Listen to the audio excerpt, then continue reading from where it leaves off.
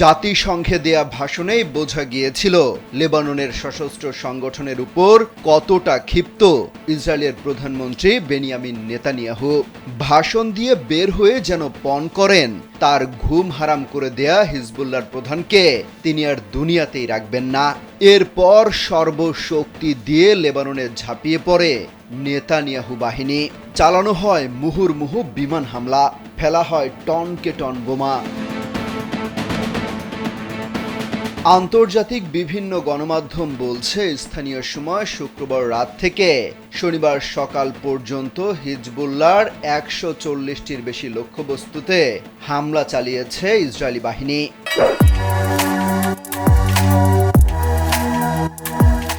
ফেলা হয়েছে ডজনকে ডজন বোমা, যার প্রতিটি বোমার ওজন ছিল ১ টন করে।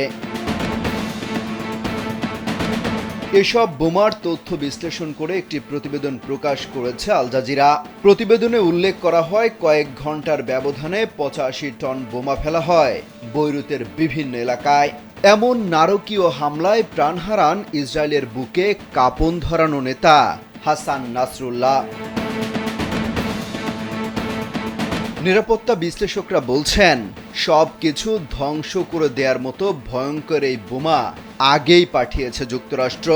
বাইডেন প্রশাসনের নীল নকশা এমন তাণ্ডব চালানোর সাহস করছে তেল আবিব। তবে ছেড়ে কথা বলছে না লেবাননের সশস্ত্র গোষ্ঠীও। তারাও ইসরায়েলের উত্তরাঞ্চলে একের পর এক চালিয়ে যাচ্ছে রকেট হামলা। বিশেষ করে ইসরায়েলের রামাতে ডেভিড বিমান ঘাঁটি ও পশ্চিমের আল জাজিল অঞ্চলের কাবরি বসতিতে ভয়াবহ হামলা চালায় প্রতিরোধ যোদ্ধারা। হামলায় ফাদি 1 ও ফাদি 3 রকেট ব্যবহার করা হয়। তবে ইসরায়েলের অত্যাধুনিক অস্ত্রের কাছে খুব বেশি সুবিধা করতে পারছে না হিজবুল্লাহ।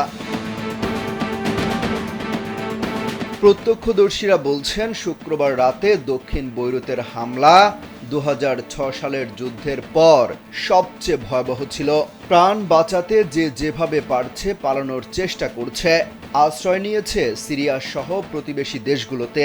গাজার মতো এই যুদ্ধ দীর্ঘায়িত হতে পারে বলেও শঙ্কা করছেন কেউ কেউ।